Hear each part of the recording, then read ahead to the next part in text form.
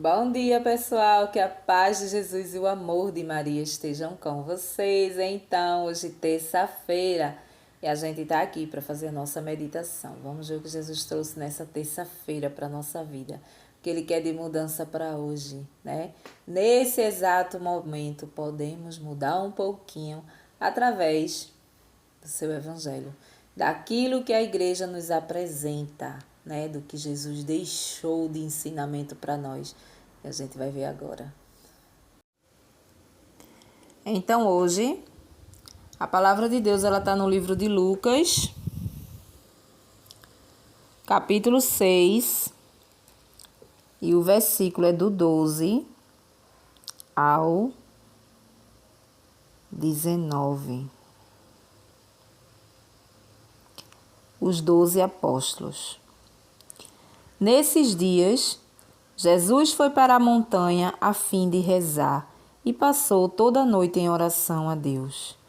Ao amanhecer, chamou seus discípulos e escolheu 12 dentre eles, aos quais deu o nome de apóstolos: Simão, a quem também deu o nome de Pedro, e seu irmão André, Tiago e João, Filipe e Bartolomeu, Mateus e Tomé, Tiago, filho de Alfeu, e Simão, chamado Zelote, Judas, filho de Tiago, e Judas das Iscariotes, aquele que se tornou traidor. Jesus desceu da montanha com os 12 apóstolos e parou num lugar plano. Estava aí numerosas multidões de seus discípulos com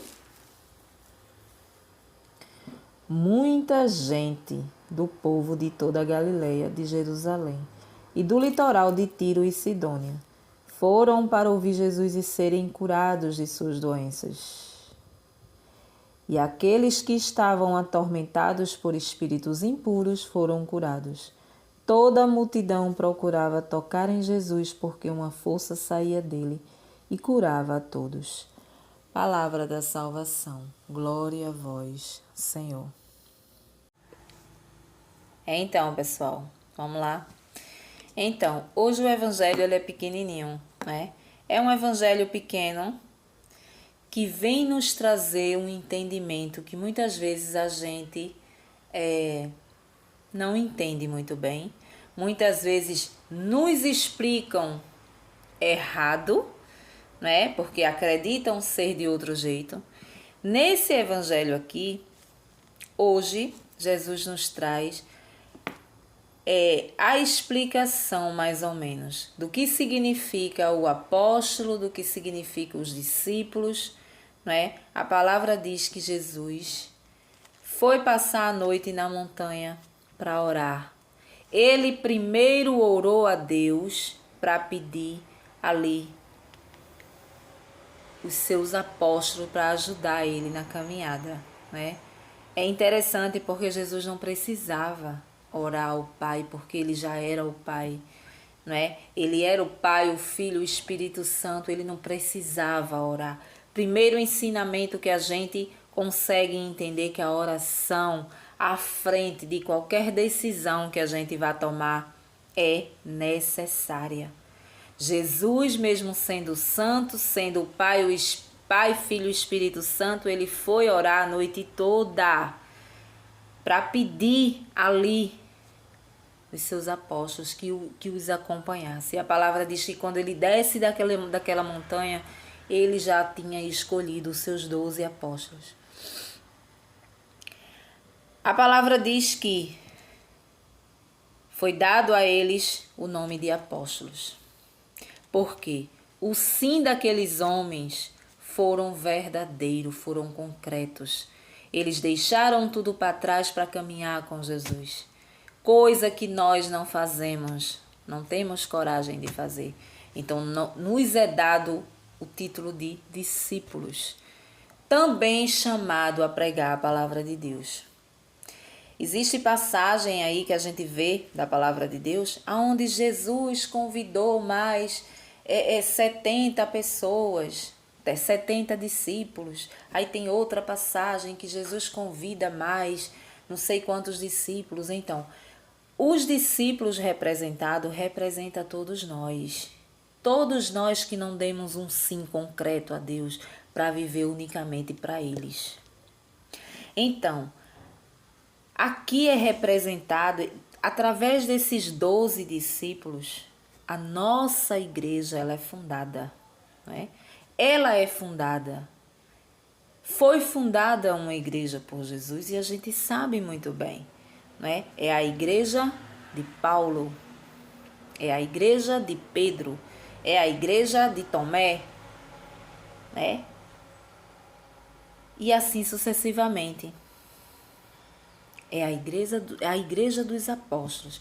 Então, eles foram escolhidos por vontade de Deus, não é? Por vontade de Deus. Então, eles representam, vamos se dizer, os líderes da nossa igreja. Né? São representados eles, a figura daquele povo ali, daqueles 12, é os líderes da nossa igreja. Uma igreja, né, que foi fundada assim e que teve aí uma pessoa em especial para segurar as chaves do céu. Para que essa pessoa tivesse autoridade sobre essa igreja. Não é? O que essa pessoa decidir na terra é decidido no céu. Então, o sim dessa pessoa na terra é o sim no céu. O sim dessa pessoa, o não dessa pessoa é o não no céu também. O céu assina embaixo, na decisão de um Pedro, a quem foi dada a responsabilidade de direcionar, né, os seus fiéis, os fiéis de Jesus ali, a uma igreja. Quando Jesus dá as chaves do céu especialmente a ele e diz que sobre aquela pedra será constituída a sua igreja, né? Então a gente não tem dúvida disso, né? Muitos se desviaram, pensam de forma diferente, beleza, né? Beleza. Mas a gente vive o que verdadeiramente está aqui. E ponto. Então, o Evangelho hoje, ele vem nos trazer, nos mostrar essa realidade. Muitos vão chegar perto de você e vão dizer assim: Jesus não fundou igreja nenhuma, né? Não vejo, não tem na palavra que Jesus fundou a igreja, né? Tá aqui. A igreja foi escolhida. E foi escolhida depois de uma noite inteira de oração de Jesus com o Pai, pedindo direcionamento de apontar e escolher pessoas certas. Eram pessoas santas, Maria? Não. Eram pessoas pecadoras, mas que deu o seu sim a servir a Jesus, mesmo caindo, levantando, não é? A gente vê aí, quando acontece uma queda de um padre, né? Um padre caiu, um padre se relacionou, seja com um homem, seja com uma mulher, seja com uma criança, fez besteira, né? O que a sociedade não faz? Só não faz matar, porque o que faz de julgamento em cima daquele padre ali, né? Como se os apóstolos de Jesus eles fossem santos. Não, eles deram o seu sim a seguir Jesus, assim como os nossos padres também deu o seu sim. Deixou a sua vida matrimonial, deixou tudo para trás para servir unicamente a Cristo. Mas se eles não vigiarem em oração, eles não tiverem uma vida ali fiel ao que eles prometeram, né, na sua ordenação ali a Deus, eles vão cair, porque eles são humanos, né? Então nem eu, nem você, nem ninguém tem direito de apontar para o padre quando ele cai ou quando ele faz e acontece. A única culpa disso é dele mesmo, da aridez espiritual que tomou conta talvez da vida dele, e ele caiu naquele pecado. Que a gente deve fazer é rezar por ele, porque nós temos os nossos pecados, né? A quem muito é dado, muito será cobrado. Nós temos os nossos pecados, mas nada vai ser tão cobrado quanto um padre quando ele cai. Então a cobrança é Deus que faz, assim como Deus vai fazer em nós também, quando chegar a nossa hora de cobrar os nossos defeitos e os nossos pecados. Mas que existe uma igreja que foi fundada por Cristo, a igreja de Pedro. Pedro que é pedra, né? Sobre essa igreja, sobre essa pedra eu edificarei a minha igreja, né? Palavras de Jesus quando dá ali as chaves do céu, a autorização a Pedro. Pedro foi escolhido e só foi Pedro. Só foi um Pedro que representa o nosso Papa, né?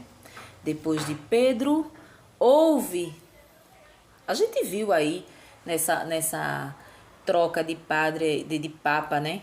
Papa Francisco faleceu, aí veio esse Papa Leão, e a gente vê que há uma semana, 15 dias, para que sejam decidido quem é. Por quê? Porque Jesus foi lá na montanha, Jesus que era santo foi lá pedir o direcionamento de escolher quem ia caminhar com ele, né? Então todas as vezes existe essa votação, existe esse momento de oração para que seja escolhido. Então o nosso Papa é o sucessor de Pedro, né? O sucessor. Pedro se foi e foi vindo outros e outros e outros. Estamos aí com o Papa Leão. Então eu não tenho por que dizer que eu estou no lugar errado, né? Eu estou no lugar certo. Eu estou seguindo o que é certo. Agora vamos parar com essa história de dizer que na Igreja Católica pode tudo. Por quê? Porque na Igreja Católica o fulano bebe, o fulano dança, o fulano faz e acontece.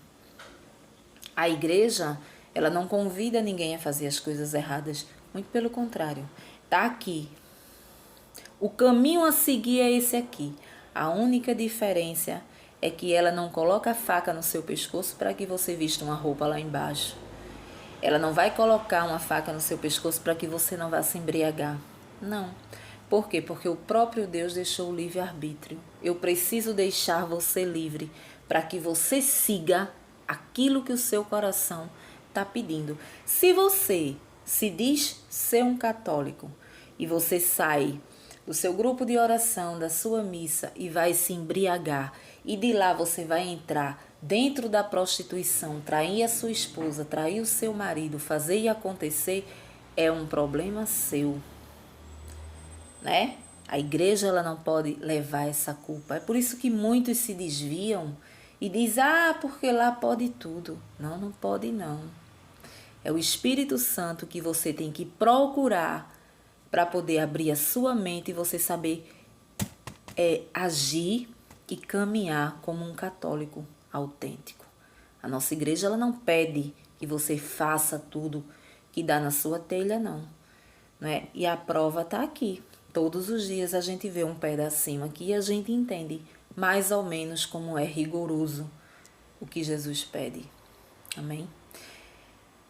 Então, um bom dia para vocês e até o próximo vídeo, se Deus assim nos permitir.